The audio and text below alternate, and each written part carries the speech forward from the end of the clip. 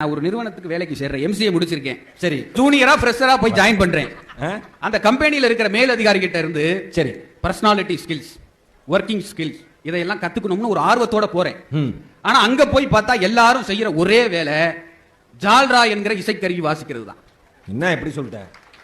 ஆமா, manager எம்டிக்கு வாசிக்கிறார், team leader மேனேஜருக்கு வாசிக்கிறார், senior மேனேஜருக்கு வாசிக்கிறார், ஜூனியர் நான் மட்டும் வாசிக்காம இருந்தா நல்லா இருக்குமா?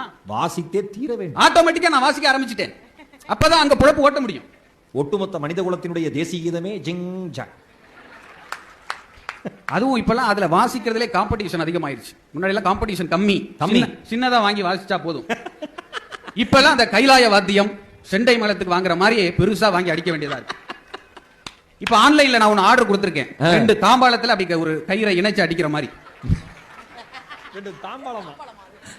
உங்களுக்கு நான் ஒரு வேண்டுகோள் வைக்கிறேன், உங்கள் குழந்தைகளுக்கு நீங்கள் கரெக்டா சொல்லிக் கொடுங்கள். எதை 2 தாம்பாளத்தை வச்சு அடிக்கிறதா? இருங்க வரேன், அதுதானே வரேன். அது ஒரு பாயிண்ட். கரெக்டா சொல்லிக் கொடுங்கள், சிலம்பம் சொல்லிக் கொடுங்கள், ஸ்போக்கன் இங்கிலீஷ் சொல்லிக் கொடுங்கள், என்ன வேணாலும் சொல்லிக் கொடுங்க. ஆனா நீங்க அதுக்கு முன்னாடி சொல்லிக் கொடுக்க வேண்டியது ஒண்ணு, இசைக்கருவி ஜால்ரா என்கிற இசைக்கருவி இல்லாமலே வாசிக்கிறது எப்படின்னு கத்துக் கொடுங்க. உங்க குழந்தைகள் எல்லாம் பொழைச்சு. பிராக்டிகலா பேசுறேன் தம்பி.